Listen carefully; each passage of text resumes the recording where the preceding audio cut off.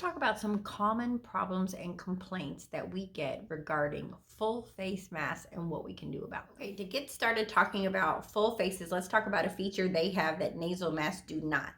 If your power goes out, all full face masks have what I like to call safety flaps. It's this little silicone flap right here. And when the power comes on from the machine, it blows that up and stops the air coming out the side. But in the event of a power outage, that would automatically drop and you would breathe through these holes to keep from asphyxiating yourself in there. So these are incredibly important, and I always tease the patient and advise them not to duct tape any of my holes, that they've all been drilled into their mask for a reason. But in this case, sometimes you can have trouble with a patient who's on a very low pressure, and the air that they want from the machine is a lot. They're a bigger person and they're really pulling in air, and that flap will sometimes open. If the air pressure is not high enough, it'll open a little bit and it'll let extra air in to relieve that patient's distress so that they can get that fresh air they want. So the problem is as they go to exhale, the door slaps shut and you get this sound, and sometimes patients will come in and complain about that noise.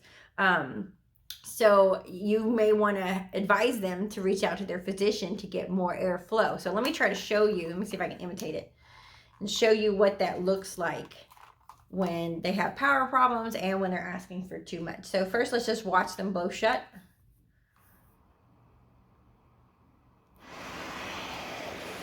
There you go.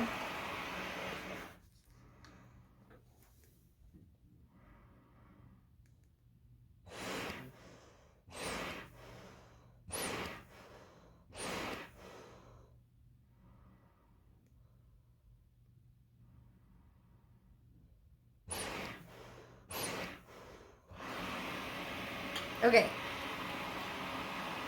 Hopefully that made it easy for you to see, like, when they demand more air than it's giving them, how it pops open and lets that extra air in, and it can make that kind of a sound when it's doing it. When you're wearing this and it pressurizes, listen to it.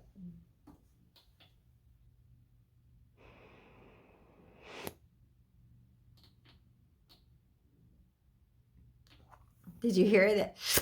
That noise, some patients really hear that and it drives them crazy. They don't know what's coming from. It could mean that they're just not getting enough flow through their mask, and we're going to have to ask doc to turn their pressure up a little bit so they're not starving for air inside of their device. Right. In addition to being a little noisy on occasion, a safety flap can also get stuck and cause a patient a problem that would make them come to see you in the office. So here you can see that is open and this safety flap is laying down there on that little ledge waiting to blow closed. This one, it took some doing, but I got it jammed in there. This happens most often to patients when they're trying to clean whatever style mask they're wearing, that the safety flap could get kind of just caught, and then it's not laying down in there as it should, but it's up and it's going to cause a leak right there. So the patient will say, oh, there's air coming out the front and it's noisier than it was. So that's a good opportunity to take it out and visually inspect it. Look at your flaps and see if they're laying open, ready to close, which is how it should be when it's not under pressure. So this one is up, and I have had to fix a couple of these for patients before. Normally I just find something and poke it back down where it belongs, and you will see it'll lay flat again, and then it'll inflate like it should and shut like it should. You don't even normally have to throw anything away. It works just fine after that. You will see a lot of troubleshooting on this F20. There's a couple of different things. One is getting this cushion off. That's really made it in there tight. There's no gap in there, and some patients don't even know where to take it apart. So it's important to teach this at setups. And then you may get someone who just can't get theirs apart. They come to see you and go, I can't get this off, because they're very tight when they're new. So you just pull them apart, really. That first one, you just got to really yank at it and get it off of there. But after that, subsequent removals, all the patient really needs to do is squeeze the bottom down here. And this comes right off of there. So you can do the same thing upright. But so I'm squeezing down low here on the cushion. On the memory foam version, they actually have like little tabby guys. That's right where I put my hand, and he falls right off of there. While we're on the memory foam, a common complaint with this one is leaking in the eye. And the reason is this is just so soft. So when you put your nose on there, it just folds, and then that squeezes your sinuses so they can't breathe real well through their nose, and it blasts in their eye. So you'll get complaints of leaking because it's just so easy to fold it in when you put this on. So now it's really tight at the top, and it's squeezing my nose. See? But this doesn't sit like this. This sits like this. Very wide. Foam first. Very wide. Look how wide that is. It's like 2.5 fingers. So when they put it on, though, it wants to just fold under. Okay? So everybody has that issue. So if you don't tell them it's set up or help them with it when they come back in, you say, oh, let me help you change your mask or what have you, or put you in the silicone. They just need to fluff it. That's what I say. It should be wide up here at the top. So the easiest way, let me just demonstrate for you. I just have them go ahead and put it on and tell them just to be careful about putting it on, and they may not smash it at all. So you can do it nicely.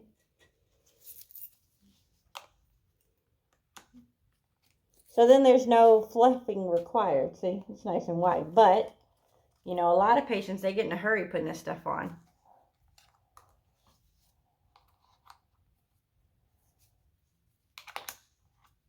And now it's squeezing my nose, and it's real thin up here. And I'm going to get air for sure up into my eye. So I'm going to grab it here and pull it out. See it fluff? And you set it back down. I'm doing tips. Nice. That's how they want it to be. And if they're not doing that, then that's why it's driving them crazy, leaking in their eye. Another super common thing with almost any mask that has a clip, I would suggest not to encourage the patient to disassemble this for cleaning. I would leave this together and wash this as one beautiful soapy unit. There's no reason really that I can think of to disassemble everything, and that's when pieces are lost. So if you don't take it apart, you don't have to try to figure out how to get this back on. I've seen these inside out. I've seen them super twisted. It's best if they just leave it together. They won't lose a clip. They won't have to detangle this. It's best to be treated as one thing. In addition to the holes that go with the safety flaps on every full face, you also have exhaust holes. And those can be different depending on which mask you're looking at. So for instance, this mask, the F20, it's very diffused because they have a cap over where the dirty air exhaust. See those holes? That's where it exhausts out, but it hits that cap and that makes it super quiet. So anybody who's sensitive to the noise coming from their PAP machine, a more diffused exhale port can really help that. However, if the pressure is high for a patient, sometimes having it really diffused makes their cheeks blow out. So if a patient's complaining all the time that their cheeks are being blown out by the mask, it could be that their dirty air is simply not exhausting through the front fast enough. So there's different masks that have different holes so that you can kind of help fine tune that for the patient. Which way should you push them if they're complaining about something like that? So this one, you can't see the exhaust. This one, they're drilled right into the front. This mask, the Dreamwear Full Face, it actually has 2 exhausts because there's a second set on the elbow on top of the head.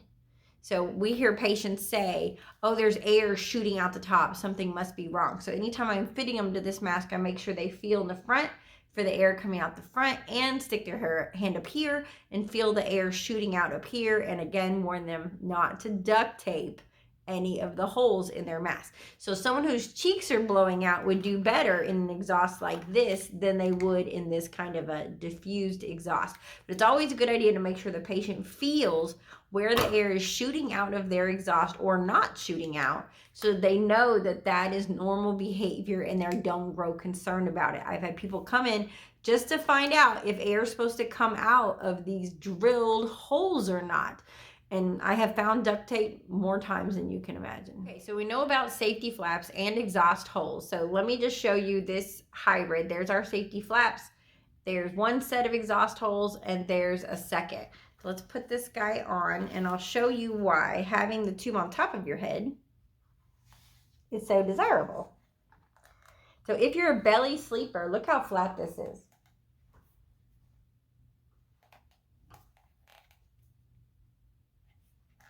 versus my friend, the full face here, with its elbow.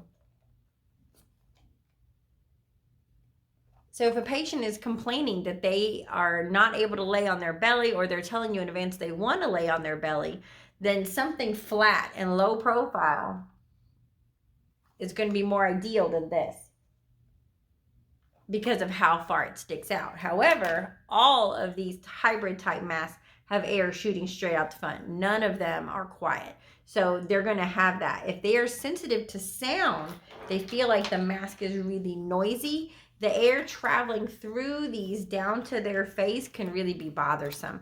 So if someone's saying, oh, my mask is so loud, you'll want to take a look at the exhaust and how the mask is riding on them. So in this case, I've got not one, but two exhausts. So I might hear air hissing out at the top if I like throw my hand up there and block it, or the pillow comes up over it a little bit. You'll get this pss, pss sound. They turn to their side, the air shooting out the front could hit the pillow, and they'll get a psh sound there too. So if they're complaining about noise, two exhausts plus the air running past their ears and down to their mask really could be bugging them. So there's a lot of sound coming from this, and this. So if someone's super sensitive and wants something really quiet, a hybrid like this with a tube on top of their head is going to be the noisiest thing. You're going to want to point them towards a more standard full face with a quiet air exhaust. If the patient is in front of you complaining about that cheek blowout, a great way to go with them is towards like a Vitera or a Siesta. Both of these masks have a lot of air available to shoot right out the holes drilled in the front, and they help prevent the leaky farty sound that can come from air sneaking out due to a high pressure because they articulate at the top. So let me show you how that works.